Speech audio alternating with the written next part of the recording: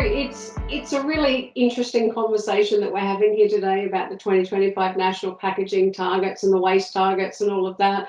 But this is actually not new, and it's not new when we're talking about circular packaging design, and it's not new when we're talking about sustainable packaging.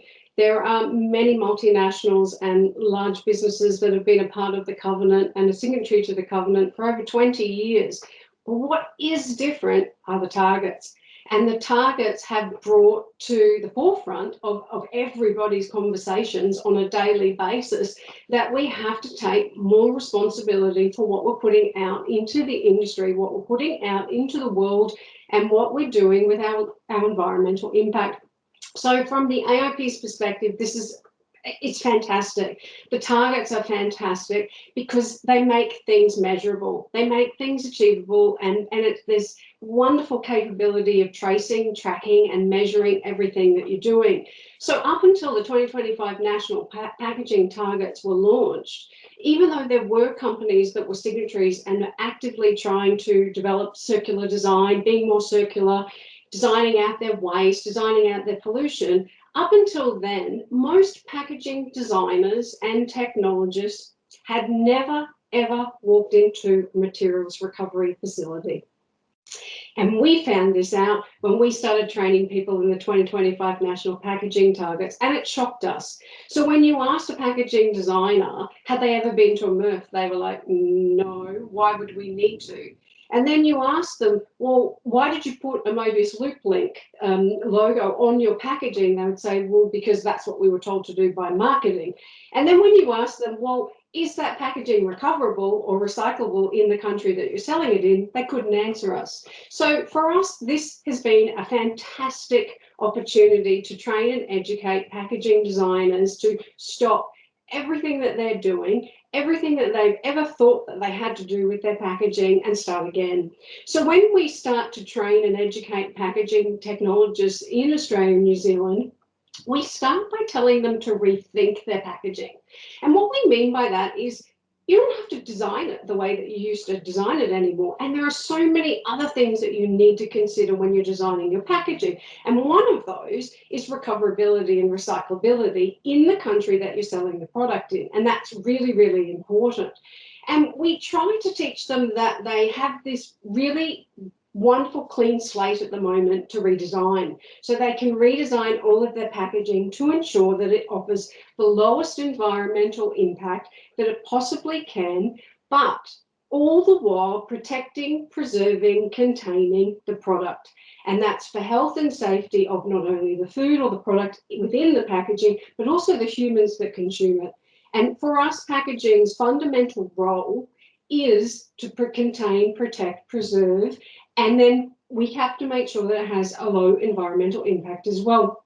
So then we work through with them about reducing their packaging. Now, obviously, lightweighting materials has been around for many, many years, but we're trying to make them understand that reducing their packaging, getting rid of all of their problematic single-use materials, unnecessary materials is critical at the starting point, not at the end. We also want them to really reconsider designing packaging that's reusable and refillable, because that has a wonderful role to play in meeting the targets, and then making sure that it's recyclable and recoverable in the country that it's sold in. And I harp on about that because up until the targets, many designers didn't consider that.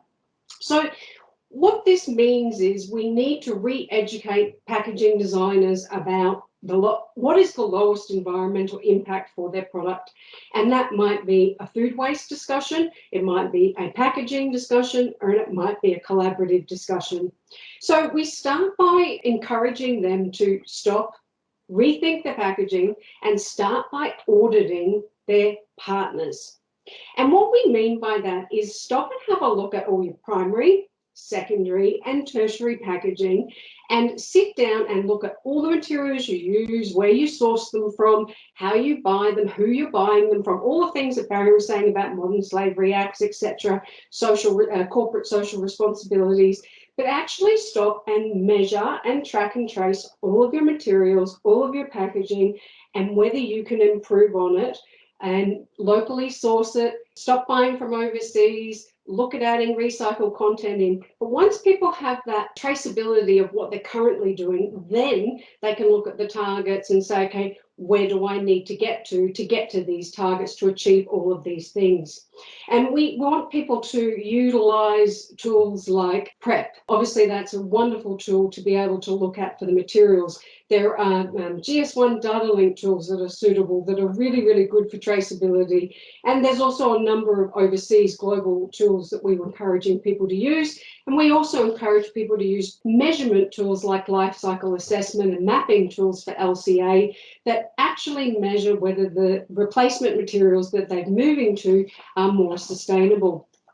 So we see that the benefits of the 2025 targets are multiple, obviously for track, trace and measurement, but it's also about communicating your journey of sustainability and circular design to the customers, because the consumers are the ones that are driving all of this. So we want the brands to understand that they should be tracking, tracing and measuring everything they do in sustainable design, because it's a journey that they should be taking the customers on, and show them every time they replace a problematic material, every time they move to a new advanced mono material, every time they incorporate a new percentage of recycled content in the packaging, keep telling the consumers what you're doing, because then they will support you with loyalty.